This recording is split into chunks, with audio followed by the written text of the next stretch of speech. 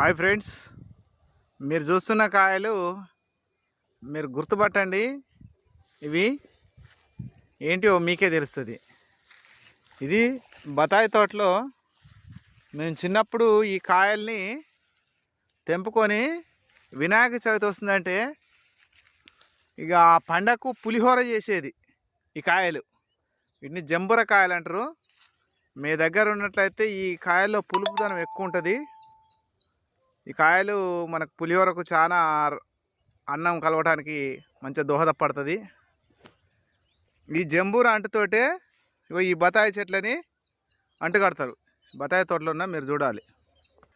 ఇప్పుడు ఈ నెలలో బత్తాయి మనకు పూత గిట్ల వస్తుంది. చూడండి ఏ విధంగా ఉందో.